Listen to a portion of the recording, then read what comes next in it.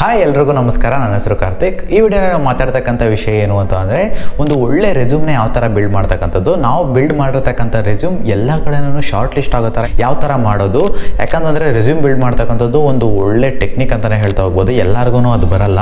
ಈಗ 4,000 to 5,000 ಜನ applications ಆಗ್ತಾ ಇದ್ದಾರೆ ಅಂತಂದರೆ ನಮ್ಮ ಒಂದು ರೆಸ್ಯೂಮ್ ಮಾತ್ರ ಫಿಲ್ಟರ್ ಆಗಬೇಕು ಅಂತ ಅಂದರೆ ಅದು ತುಂಬಾ ಕಷ್ಟ ಅಲ್ವಾ.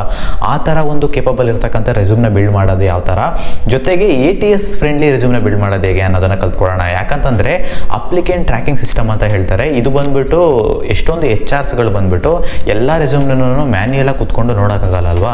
ಸೊ ನಾವು ಒಂದು 4,000 to 5,000 ಜನ ಬಂದ್ಬಿಟ್ಟು ಬರೀ 10 ಪೋಸ್ಟ್ಗೆ ಒಂದು ರೆಸ್ಯೂಮ್ನೆಲ್ಲ ನಾವು ಅಪ್ಲೈ ಮಾಡಿದ್ರೆ ಆ ರೆಸ್ಯೂಮ್ಸ್ನೆಲ್ಲ ಬಂದ್ಬಿಟ್ಟು ಈ ATS ಸಾಫ್ಟ್ವೇರ್ ಒಳಗಡೆ ಅವ್ರು ಕಳಿಸ್ತಾರೆ. ಅದರಲ್ಲಿ ಬಂದ್ಬಿಟ್ಟು ಅದು ತುಂಬ ಕ್ರೈಟೀರಿಯಾಸ್ ಬರ್ತಾ ಹೋಗುತ್ತೆ. ಆ ATS ಸಾಫ್ಟ್ವೇರ್ ಒಳಗಡೆ ಅದೆಲ್ಲ ಬಂದ್ಬಿಟ್ಟು ಫಿಲ್ಟರ್ ಮಾಡಿ, ಅಂದರೆ 20 ರೆಸ್ಯೂಮ್ಸ್ ಬಂದು ಚೆನ್ನಾಗಿದ್ದಾವೆ, ಇದರಿಂದ ನೀವು ಪ್ರೊಸೀಡ್ ಮಾಡ್ರಿ ಅನ್ನೋ ಥರ ಇದು ಕೊಟ್ಬಿಡುತ್ತೆ. ಅದು ಯಾವ ಥರ ಡಿಟೆಕ್ಟ್ ಮಾಡುತ್ತೆ, ಆ ಒಂದು 20 ರೆಸ್ಯೂಮ್ಸ್ನ ಮಾತ್ರ ಯಾವ ಥರ ಫಿಲ್ಟರ್ ಮಾಡುತ್ತೆ ಈ 5,000 ರೆಸ್ಯೂಮ್ಸಿಂದ ಅನ್ನೋದನ್ನು ನೀಟಾಗಿ ಅಂಡರ್ಸ್ಟ್ಯಾಂಡಿಂಗ್ ಮಾಡ್ಕೊಳ್ಳೋಣ. ಜೊತೆಗೆ ಅದಕ್ಕೆ ತಕ್ಕಂಗೆ ನಮ್ಮ ರೆಸ್ಯೂಮ್ನ ಯಾವ ಥರ ಬಿಲ್ಡ್ ಮಾಡೋದು ಅನ್ನೋದನ್ನು ಕಲ್ತ್ಕೊಳ್ಳೋಣ.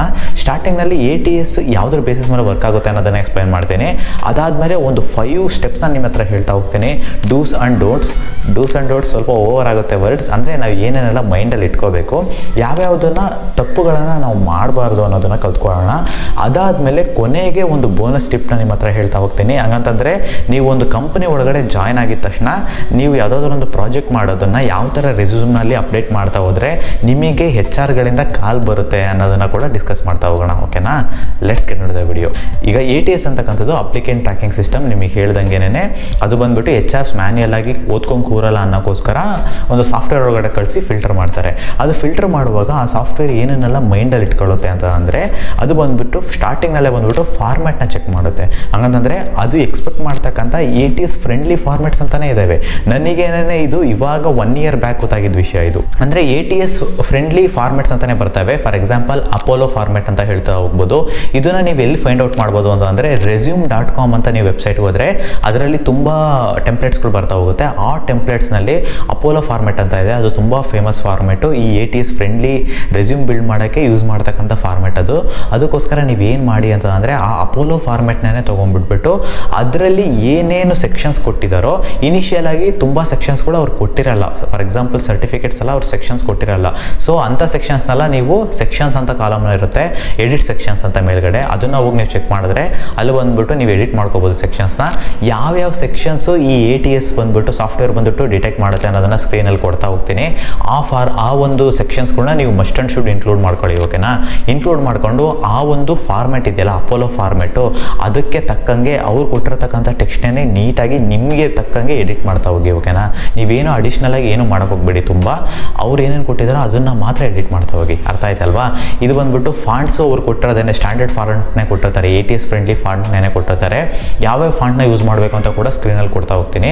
ಆ ಫಾಂಟ್ಸ್ನ ಯೂಸ್ ಮಾಡ್ತಾ ಹೋಗಿ. ಜೊತೆಗೆ ಈ UI ರಿಲೇಟೆಡ್ ಸ್ಟಫ್ಸ್ ಎಲ್ಲ ಬರ್ತಾವಲ್ಲ ಅವನ್ನೆಲ್ಲ ರೆಸ್ಯೂಮ್ನಲ್ಲೇ ಆ್ಯಡ್ ಮಾಡಿಬಿಡಿ. ಫಾರ್ ಎಕ್ಸಾಂಪಲ್ ಟೇಬಲ್ ಆಗಿರ್ಬೋದು, ಅಥವಾ ಬಟನ್ಸ್ ಆಗಿರ್ಬೋದು, ಅಥವಾ ಒಂದು ಬಾಕ್ಸಸ್ ಆಗಿರ್ಬೋದು, ಅಥವಾ ಈಗ ರ್ಯಾಂಕ್ ಎಲ್ಲ ಕೊಡ್ತೀರಾ ಗೊತ್ತೇ ನೀವು, ಸ್ಕಿಲ್ಸ್ ಎಲ್ಲ ಬಂದ್ಬಿಟ್ಟು ಜಾವಾ ಅಂತ ಹೇಳ್ಬಿಟ್ಟು ಒಂದು 5th ಬಂದ್ಬಿಟ್ಟು UI ಥರ ಕೊಡ್ತೀರಾ, ಅದನ್ನೆಲ್ಲ ಕೊಡೋಂಗಿಲ್ಲ. ನೀವೇನು ಮಾಡಬೇಕು ಅಂತ ಅಂದರೆ ಜಸ್ಟ್ ಸ್ಕಿಲ್ಸ್ನ ಆ್ಯಡ್ ಮಾಡಿದ್ರೇ ಸಾಕಾಗುತ್ತೆ. ಈ ನಂಬರ್ಸು ಅವೆಲ್ಲ ಬೇಕಾಗಿಲ್ಲ. ಓಕೆನಾ, ಅಥವಾ ನೀವು ಜಾವಾ ಬ್ರ್ಯಾಕೆಟ್ ಒಳಗಡೆ ನೀವು ಏನು ನ್ಯೂಬ್ ಆಗಿದ್ದೀರಾ ಅಥವಾ ಅಡ್ವಾನ್ಸ್ಡ್ ಆಗಿದ್ದೀರಾ ಅಥವಾ ಒಂದು ಮಿಡಲ್ ಲೆವೆಲಲ್ಲಿ ಇದ್ದೀರಾ ಅನ್ನೋದನ್ನು ನೀವು ಮೆನ್ಷನ್ ಮಾಡೋದು ಒಳ್ಳೆಯದಾಗಿರುತ್ತೆ. ಅದನ್ನು ಬಿಟ್ಬಿಟ್ಟು ಸ್ಟಾರ್ಸ್ಗಳೆಲ್ಲ ಕೊಟ್ಟು ಅದರಲ್ಲಿ 5th ಸ್ಟಾರ್ನ ಫಿಲ್ ಮಾಡೋದು ಅದನ್ನೆಲ್ಲ ಮಾಡಬೇಡಿ. ಯಾಕಂತಂದರೆ ATS ಬಂದ್ಬಿಟ್ಟು ಆ ಸಾಫ್ಟ್ವೇರ್ ಅವನ್ನೆಲ್ಲ ಡಿಟೆಕ್ಟ್ ಮಾಡಲ್ಲ. ಡಿಟೆಕ್ಟ್ ಮಾಡ್ದಲೇ ಇರೋದ್ರಿಂದ ನಿಮ್ಮ ಅಪ್ಲಿಕೇಶನ್ ರಿಜೆಕ್ಟ್ ಆಗೋಕ್ಕೆ ತುಂಬಾ ಚಾನ್ಸಸ್ ಇರುತ್ತೆ. ಸೊ ಇಂಥ UI ಎಲಿಮೆಂಟ್ಸ್ನೆಲ್ಲ ಯೂಸ್ ಮಾಡಬೇಡಿ. ಜೊತೆಗೆ ಅವ್ರು ಕೊಟ್ಟಿರ್ತಕ್ಕಂಥ ಎಲಿಮೆಂಟ್ಸು ಸೆಕ್ಷನ್ಸ್ನ ಹೆಂಗಿದೆಯೋ ಅದೇ ಥರ ಎಡಿಟ್ ಮಾಡ್ತಾ ಹೋಗಿ. ಸೊ ಅದು ನಿಮಗೆ ತುಂಬಾ ಹೆಲ್ಪ್ಫುಲ್ ಆಗಿರುತ್ತೆ ಆ ಒಂದು ರೆಸ್ಯೂಮ್ ಶಾರ್ಟ್ ಲಿಸ್ಟ್ ಆಗೋಕ್ಕೆ ATS ಸಾಫ್ಟ್ವೇರಿಂದ. ಓಕೆನಾ, ಇದು ಬಂದು ATS ಕಾನ್ಸೆಪ್ಟು. ಇದಾದಮೇಲೆ ನೆಕ್ಸ್ಟ್ ನಾವು ಒಂದು 5 ಸ್ಟೆಪ್ಸ್ನ ನಾವು ನೋಡ್ತಾ ಹೋಗೋಣ. Dos and don'ts while building A resume, ಅದನ್ನು ನೀಟಾಗಿ ನೋಡ್ತಾ ಹೋಗೋಣ. ಓಕೆನಾ, ಮೊದಲನೇದು ಏನು ಅಂತ ಅಂದರೆ don't use same resume for all the applications. ಅಂದರೆ ಎಲ್ಲ ಅಪ್ಲಿಕೇಶನ್ಸ್ಗೂ ನೀವೇನಾರ ಫ್ರೆಷರ್ ಆಗಿದ್ದೀರಾ ಅಂತ ಅಂದರೆ ನಿಮಗೆ ಮಷಿನ್ ಲರ್ನಿಂಗು ಗೊತ್ತಿರುತ್ತೆ, ವೆಬ್ ಡೆವಲಪ್ಮೆಂಟು ಗೊತ್ತಿರುತ್ತೆ, ಆ್ಯಪ್ ಡೆವಲಪ್ಮೆಂಟು ಗೊತ್ತಿರುತ್ತೆ ಅಂತ ಅಂದ್ಕೊಳ್ಳಿ. ಅಂಥ ಟೈಮ್ನಲ್ಲಿ ಅವು 3 ರೆಸ್ಯೂಮ್ನಲ್ಲಿ ಆ್ಯಡ್ ಮಾಡಿರ್ತೀರ ನೀವು.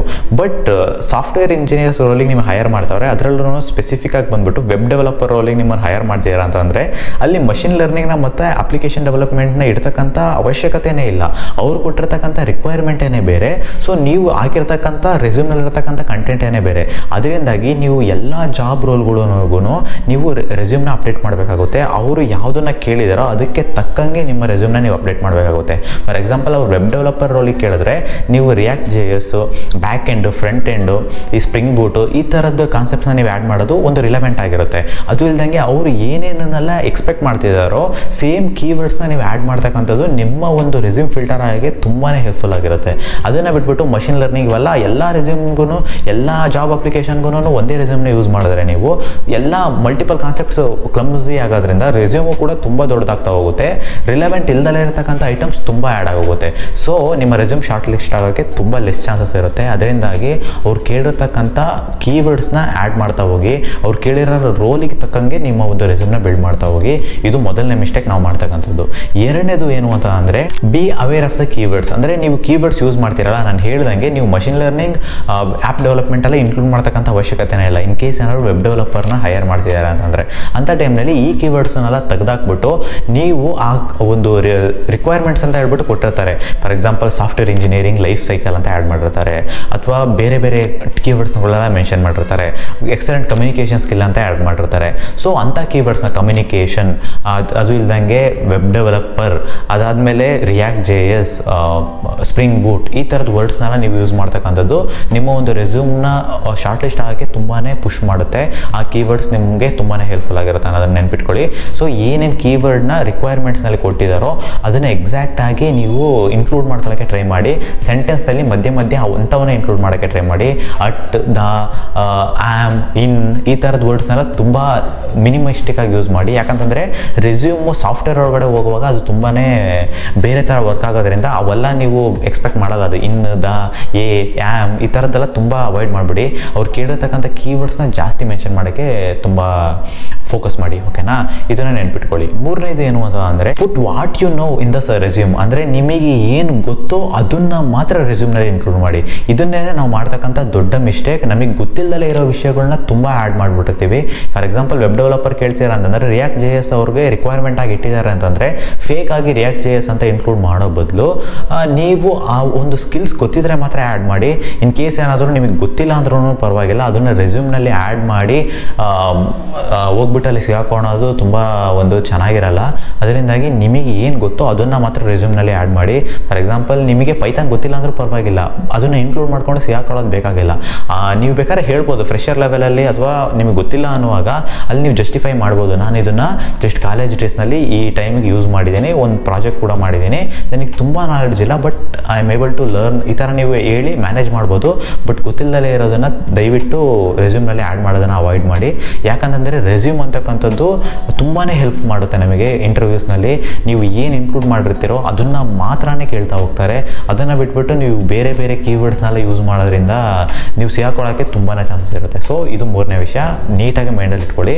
ನಾಲ್ಕನೇ ವಿಷಯ ಏನು ಅಂತ ಅಂದರೆ prepare a story or topic. ಓಕೆನಾ, whatever you included in the resume. ಹಂಗಂತಂದರೆ ನೀವು ಏನೇನೆಲ್ಲ ಇನ್ಕ್ಲೂಡ್ ಮಾಡ್ಕೊಂಡಿದ್ದೀರೋ ಅದಕ್ಕೆಲ್ಲದಕ್ಕೂ ಒಂದು ಸ್ಟೋರಿನ ಬಿಲ್ಡ್ ಮಾಡೋ ಥರ ನೆನ್ಪಿಟ್ಕೊಳ್ಳಿ. ಒಂದು ರೆಸ್ಯೂಮ್ ನಿಮ್ಗೆ ಶಾರ್ಟ್ ಲಿಸ್ಟ್ ಆಗ್ಬಿಡ್ತು ಅಂತ ಅಂದ್ಕೊಳ್ಳಿ. ಇಂಟರ್ವ್ಯೂಗೆ ನೀವು ಹೋಗ್ತೀರಾ, ಹೋದಾಗ ಏನಾಗುತ್ತೆ ಅಂದರೆ ಅದು ಯಾವುದೋ ಅಲ್ಲಿ ನೀವು ಏನು ಹಾಕಿದಾರೋ ಅದ್ರ ಬೇಸಿಸ್ ಮೇಲೆ ಕೇಳ್ತಾ ಹೋಗ್ತಾರಾ ಕ್ವಶನ್ಸ್ನ.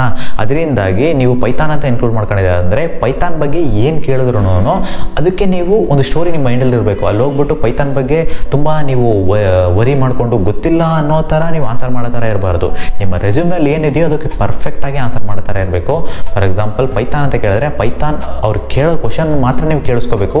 ನೀವು ಇಕ್ಕಿದ್ದು ಪೈಥಾನ್ಗೆ ಏನೇನೆಲ್ಲ ಪ್ರಿಪೇರ್ ಮಾಡಿದ್ರೋ ಅದನ್ನೆಲ್ಲ ಕ್ಲೀನಾಗಿ ಆ್ಯಡ್ ಮಾಡ್ತಾ ಹೋಗಬೇಕು. ಅಂದರೆ ಅವ್ರು ಕೇಳಿರೋ ಕ್ವಶನ್ನು ಬೇರೆ ಕೇಳಿ ನೀವು ಏನೇನೋ ಹೇಳಬೇಡಿ. ಅಂದರೆ ನೀವು ಇನ್ಕ್ಲೂಡ್ ಮಾಡ್ಕೊಂಡಿರೋ ಪ್ರತಿಯೊಂದು ಕೀವರ್ಡ್ಗೂ ನೀವು ಕ್ಲೀನಾಗಿ ಎಕ್ಸ್ಪ್ಲೇನ್ ಮಾಡೋ ಥರ ನೀವು ಒಂದು ಸ್ಟೇಟಲ್ಲಿರಬೇಕು. ಅದು ನಿಮಗೆ ತುಂಬಾ ಹೆಲ್ಪ್ಫುಲ್ ಆಗಿರುತ್ತೆ.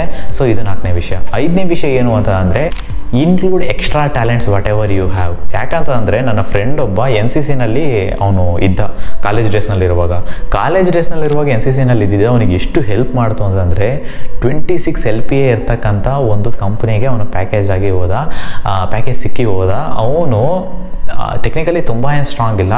ಅವ್ರು ಕೇಳಿರೋ ಕ್ವಶನ್ಸ್ ಎಲ್ಲ ಇಂಟರ್ವ್ಯೂ ಪ್ಯಾನಲ್ ಇದ್ರಲ್ಲ, ಟೆಕ್ನಿಕಲ್ ಇಂಟರ್ವ್ಯೂ ಮಾಡ್ತಕ್ಕಂಥವ್ರು, ಅವ್ರು ತುಂಬ ಕ್ವಶನ್ಸ್ ಟೆಕ್ನಿಕಲ್ ಆಗಿನೇ ಕೇಳಿಲ್ಲ ಅವರು. ಯಾಕಂತಂದರೆ ಫ್ರೆಷರ್ ಲೆವೆಲಲ್ಲಿ ನೀವು ಏನಾಗಿದ್ರು ನಾನು ಕರ್ಕೊಂಡೋಗಿ ನಿಮ್ಮನ್ನು ಟ್ರೈನ್ ಮಾಡ್ಕೊತೀನಿ ಅನ್ನೋ ಲೆವೆಲಲ್ಲಿ ಇರ್ತಾರೆ. ಅದರಿಂದಾಗಿ ಅವ್ನು ಹಾಕಿರ್ತಕ್ಕಂಥ ಸ್ಕಿಲ್ಲು ಇವರು NCC ಕ್ಯಾಂಡಿಡೇಟ್ ಅಂತೆ. ಸೊ ನೀವು ಏನೇನೆಲ್ಲ ಸ್ಕಿಲ್ಸ್ ನಿನಗಿದೆ, ಏನೇನು ಮಾಡಿದ್ರಿ NCCನಲ್ಲಿ, ಯಾವ ಥರ ಇತ್ತು ಜರ್ನಿ, ಬರೀ NCC ಬಗ್ಗೆನೇ ಮಾತಾಡಿದ್ದಾರೆ. ಸೊ ನನಗೂ ಕೂಡ ಇದು ಪರ್ಸ್ನಲ್ ಎಕ್ಸ್ಪೀರಿಯನ್ಸ್ ಆಯಿತು. ನಾನು ಕೂಡ ಇಂಟರ್ವ್ಯೂ ಕೊಡುವಾಗ ಟೆಕ್ನಿಕಲ್ ಇಂಟರ್ವ್ಯೂ ನಾನು ಡ್ರಾಯಿಂಗ್ ಅಂತ ಆ್ಯಡ್ ಮಾಡ್ಕೊಂಡಿದ್ದೆ. ಡ್ರಾಯಿಂಗ್ ಅಂತ ಆ್ಯಡ್ ಮಾಡಿದ್ದಿಲ್ಲ, ಅದ್ರ ಬಗ್ಗೆ ನನಗೆ ಪ್ರೂಫ್ನ ಕೊಡು ಅಂತ ಕೇಳಿದ್ರು ಇಂಟರ್ವ್ಯೂನವರು. ಸೊ ನನ್ನ ಒಂದು ಮೊಬೈಲ್ ಸ್ಟೋರೇಜ್ ತುಂಬ ಕಮ್ಮಿ ಇದ್ದಿದ್ದರಿಂದ ನನ್ನ ಒಂದು ಡ್ರಾಯಿಂಗ್ ಫೋಟೋಸ್ನೆಲ್ಲ ನಾನು ಲ್ಯಾಪ್ಟಾಪ್ನಲ್ಲಿ ಶಿಫ್ಟ್ ಮಾಡಿ ಇಟ್ಕೊಂಡಿದ್ದೆ. ಅದನ್ನು ಆ ಫೋಲ್ಡರ್ನ ಡೈರೆಕ್ಟಾಗಿ ಓಪನ್ ಮಾಡಿ ಇಂಟರ್ವ್ಯೂವರಿಗೆ ತೋರಿಸ್ದೆ. ಅವರು ಫುಲ್ ಇಂಪ್ರೆಸ್ ಆಗಿಬಿಟ್ರು. ಸೊ ಇಂಟರ್ವ್ಯೂವರ್ ನಿಮ್ಮ ಹತ್ರ ನಿಮಗೆ ಆ ಜಾಬಿಗೆ ಬೇಕಾಗಿರ್ತಕ್ಕಂಥದ್ದನ್ನು ಮಾತ್ರ ಎಕ್ಸ್ಪೆಕ್ಟ್ ಮಾಡ್ತಾರೆ ಅಂತ ಅನ್ಕೋಬೇಡಿ. ಓವರಾಲ್ ಆಗಿ ಯಾವ ಥರ ಇದ್ದಾನೆ ವ್ಯಕ್ತಿತ್ವ, ಒಂದು ಯಾವ ಥರ ಇದೆ, ಸ್ಟ್ರಾಂಗ್ ಕ್ಯಾಂಡಿಡೇಟಾ, ಒಂದು ಓಪನ್ ಆಗಿ ಮಾತಾಡ್ತಕ್ಕಂಥ ಕ್ಯಾಂಡಿಡೇಟಾ, ಕಮ್ಯುನಿಕೇಷನ್ ಯಾವ ಥರ ಇದೆ, ಸೊ ಎಕ್ಸ್ಟ್ರಾ ಸ್ಕಿಲ್ಸ್ ಎಲ್ಲ ಏನೇನಿದೆ ಇವನ್ನೆಲ್ಲ ನೀಟಾಗಿ ಎಕ್ಸ್ಪೆಕ್ಟ್ ಮಾಡ್ತಾ ಇರ್ತಾರೆ. ಸೊ ನಿಮ್ಮ ಎಕ್ಸ್ಟ್ರಾ ಟ್ಯಾಲೆಂಟ್ ಏನಾದ್ರು ಇದ್ದರೆ ಅದನ್ನು ಇನ್ಕ್ಲೂಡ್ ಮಾಡ್ಕೊಳ್ಳಿ. That will helps you a lot. ಇದು ಬಂದು 5 ವಿಷಯಗಳು.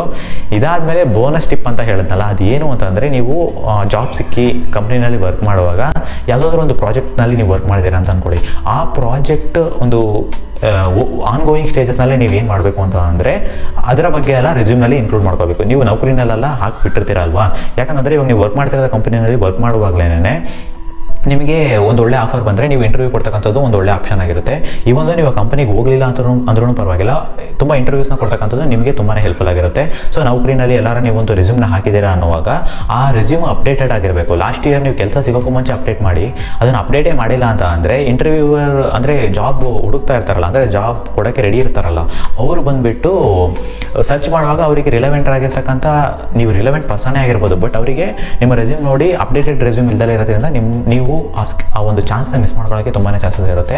ಸೊ ನೀವು ವರ್ಕ್ ಮಾಡ್ತಿರುವಾಗಲೇ ಏನಾದರೂ ಒಂದು ಪ್ರಾಜೆಕ್ಟ್ ಮಾಡ್ತಾ ಇದ್ದರೆ ಆ ಪ್ರಾಜೆಕ್ಟ್ನ ಆ್ಯಡ್ ಮಾಡಿ, ಆನ್ಗೋಯಿಂಗ್ ಪ್ರಾಜೆಕ್ಟ್ ಅಂತ ಹೇಳ್ಬಿಟ್ಟು, ಇನ್ನು still need to be deployed ಅಂತ ಎಲ್ಲ ನೀವು ಹಾಕಿ ನೀಟಾಗಿ ಪ್ರಾಜೆಕ್ಟ್ನೆಲ್ಲ ಎಕ್ಸ್ಪ್ಲೈನ್ ಮಾಡಿದ್ರೆ ನಿಮಗೆ ನಿಮ್ಮ ಒಂದು ರೆಸ್ಯೂಮ್ಗೆ ವ್ಯಾಲ್ಯೂ ಆ್ಯಡ್ ಆಗ್ತಾ ಹೋಗುತ್ತೆ. ಸೊ ಸರ್ಚ್ ಮಾಡೋರಿಗೂ ಕೂಡ ಸ್ಕಿಲ್ ಬೇಸಿಸ್ ಮೇಲೆ ಸರ್ಚ್ ಮಾಡಿದ್ರೆ, ಫಾರ್ ಎಕ್ಸಾಂಪಲ್ ನೀವು ಹೈಯರ್ ಆಗೋಕ್ಕೂ ಮುಂಚೆ ಜಾವಾಸ್ಕ್ರಿಪ್ಟ್ ಯೂಸ್ ಮಾಡಿಲ್ಲ ಅಂತ ಅಂದ್ಕೊಳ್ಳಿ, ನೀವು ಹೈಯರ್ ಆದಮೇಲೆ ಜಾವಾಸ್ಕ್ರಿಪ್ಟ್ ಯೂಸ್ ಮಾಡಿ ಪ್ರಾಜೆಕ್ಟ್ಸ್ ಎಲ್ಲ ಮಾಡಿದ್ದೀರಾ, ಬಟ್ ರೆಸ್ಯೂಮ್ ಅಪ್ಡೇಟೆಡ್ ಆಗಿಲ್ಲ ಅಂದರೆ ಇಷ್ಟೊಂದು ಆಪರ್ಚುನಿಟೀಸ್ ನೀವು ಮಿಸ್ ಮಾಡ್ಕೊತೀರಾ. ಸೊ ಯಾವಾಗಲೂ ರೆಸ್ಯೂಮ್ನ ಅಪ್ಡೇಟೆಡ್ ಇಟ್ಕೊಳ್ಳಿ. ಈ ಒಂದು ನೀವು ವರ್ಕಿಂಗ್ ಪ್ರಾಜೆಕ್ಟ್ ಇದ್ರೂ ಪರವಾಗಿಲ್ಲ, ಇನ್ನೂ ಆನ್ಗೋಯಿಂಗ್ ಪ್ರಾಜೆಕ್ಟ್ ಅಂತ ಹಾಕಿ ಅದನ್ನೆಲ್ಲ ನೀಟಾಗಿ ಎಕ್ಸ್ಪ್ಲೈನ್ ಮಾಡಿ ಇಟ್ಟಿರಿ. That will helps you a lot. ಓಕೆನಾ? ಇಷ್ಟೇ ಈ ವಿಡಿಯೋನ ಉದ್ದೇಶ. ನಿಮಗೆ ಮೇ ಬಿ ವಿಡಿಯೋ ಯೂಸ್ಫುಲ್ ಆಗಿರುತ್ತೆ ಅಂತ ಅನ್ಕೊತೀನಿ. ನಿಮಗೆ ಈ ರೆಸ್ಯೂಮ್ದು ಕಾನ್ಸೆಪ್ಟ್ಸ್ನ ನಾನು ಥಿಯರಿಟಿಕಲಾಗಿ ಎಕ್ಸ್ಪ್ಲೈನ್ ಮಾಡಿದ್ದೀನಿ. ಲೈವ್ ಆಗಿ ನಿಮ್ಮ ಮುಂದೆ ಒಂದು ರೆಸ್ಯೂಮ್ನ ಯಾವ ಥರ ಬಿಲ್ಡ್ ಮಾಡೋದು ಅನ್ನೋದನ್ನ ಎಕ್ಸ್ಪ್ಲೈನ್ ಮಾಡಬೇಕು ಅನ್ನಂಗಿದ್ರೆ ಕಮೆಂಟ್ ಮಾಡಿ ಕೇಳಿ. ಮೇ ಬಿ ಏನಾದರೂ ತುಂಬ ಕಮೆಂಟ್ಸ್ ಬಂದರೆ ನಾನು ಕೂಡ ಆ ಒಂದು ವಿಡಿಯೋನ ಮೇಕ್ ಮಾಡ್ತೀನಿ. ನನ್ನ ಒಂದು ವೀಡಿಯೋಸ್ ತುಂಬ ರೀಚೇ ಆಗ್ತಿಲ್ಲ, ಯಾಕೆ ಅಂತ ನನಗೂ ಗೊತ್ತಿಲ್ಲ. ತುಂಬ ವೀಡಿಯೋಸ್ ರೀಚೇ ಆಗ್ತಿಲ್ಲ. ಈ ಒಂದು ಒಳ್ಳೆ ಕಂಟೆಂಟ್ ಆಗಿದ್ರೂ ರೀಚ್ ಆಗ್ತಾ ಇಲ್ಲ. ನಿಮಗೆ ಈ ಥರದ ಕಂಟೆಂಟು ಯಾರಾದರೂ ನಿಮ್ಮ ಫ್ರೆಂಡ್ಸು ಎಕ್ಸ್ಪೆಕ್ಟ್ ಮಾಡ್ತಿದ್ದಾರೆ ಅಂತ ಅಂದರೆ ಅವರಿಗೆ ವೀಡಿಯೋಸ್ನ ಶೇರ್ ಮಾಡಿ. ಮೇ ಬಿ ತುಂಬ ಜನಕ್ಕೆ ಅವಾಗಲಾದರೂ ಹೋಗಿ ಸೇರುತ್ತೆ. Thank you so much for watching. See you next video.